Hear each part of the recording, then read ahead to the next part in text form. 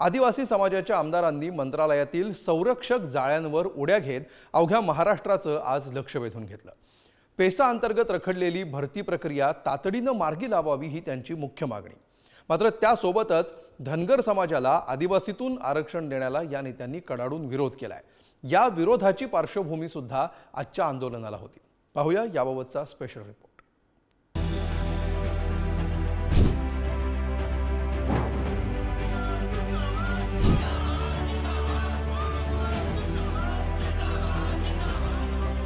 आपल्या समाजाच्या हक्कासाठी आदिवासी आमदारांनी आक्रमक भूमिका घेतली आहे। धनगर समाजाला आदिवासी प्रवर्गातून आरक्षण देण्याचा विचार राज्य सरकारच्या पातळीवर सुरू आहे। याला विरोध करत आदिवासी समाजाचे आमदार खासदार मंत्रालयात एकवटले। विधानसभेचे उपाध्यक्ष नरहरी झिरवळ यांच्यासह आमदारांनी मंत्रालयाच्या 3ऱ्या मजल्यावरून संरक्षक जाळीवर उडी घेत आंदोलन केलं। नरहरी झिरवळ, खासदार हेमंत सावरांसह आदिवासी आमदारांनी तासभर मंत्रालयात मुख्यमंत्र्यांची वाट बघितली।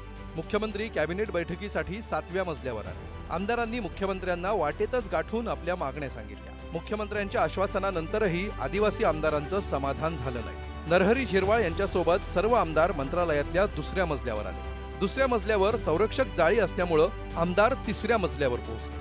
हातातील नॅपकिन दोरखंडाला लावून सिने स्टाईल पद्धतीनं नरहरी झिरवळांनी जाळीवर उडी घेतली। झिरवळ यांच्या पाठोपाठ इतर आमदारांनी सुद्धा उडी मारली। काही आमदारांनी झिरवळ साहेबांनी गॅलरीतून उडी टाकायची का वेळ आली? आम्ही सत्ताधारी आहेत, आज आमचे झिरवळ साहेब ढसाढसा रडतायत। ही परिस्थिती का निर्माण झाली? याला कारणी कोण आहे? याचा खरं तर सरकारने विचार केला पाहिजे। कधी तुम्ही या समाजाला न्याय देणार? या तरुणांना कधी नोकऱ्या देणार? बाकीच्यांच्या मात्र ओपनची भरती चालू आहे, पण आदिवासी समाजावरच का अन्याय होतोय? आम्हाला आदिवासी बांधवांचं जे 7% आहे त्यातलं 1% सुद्धा आम्हाला घ्यायचं नाही। आमचं साधं सोपं म्हणणं आदिवासी बांधवांना किंवा आमचं आरक्षण 3.5% वेगळं आहे, ते 3.5% आदिवासी कॅटेगरीमध्ये घेऊन व कॅटेगरी करायची। हे सब कॅटेगरायझेशन जे आहे ते आता सुप्रीम कोर्टाने महाराष्ट्र शासनाला अधिकार दिलेले आहेत। धनगर समाजाला आदिवासी समाजात समाविष्ट करण्यासाठी राज्य सरकारनं समिती गठीत केली आहे। मात्र या संदर्भात आदिवासी समाजात प्रचंड रोष आहे। तसंच गेल्या 15 दिवसांपासून आदिवासी विद्यार्थी पेसा अंतर्गत भरतीसाठी आंदोलन करतायत। मात्र यावर कुठलाही तोडगा निघत नसल्यामुळे आदिवासी आमदारांनी आक्रमक पाऊल उचललं। आमदार नरहरी झिरवळ राष्ट्रवादी काँग्रेस, आमदार किरण लहामटे राष्ट्रवादी काँग्रेस, आमदार सुनील भुसारा राष्ट्रवादी काँग्रेस, आमदार काशीराम पावरा भाजपा, आमदार संदीप दुर्वे भाजपा, आमदार हिरामण खोसकर काँग्रेस, आमदार राजेश पाटील बविया आणि खासदार हेमंत सावरा भाजपा यांनी आंदोलन केलं। उपाध्यक्ष महोदय हे मुख्यमंत्री ज्या जागेवर बसतात त्यापेक्षा जास्त उंचीवर असणाऱ्या जागेवर माननीय उपाध्यक्ष महोदय बसतात।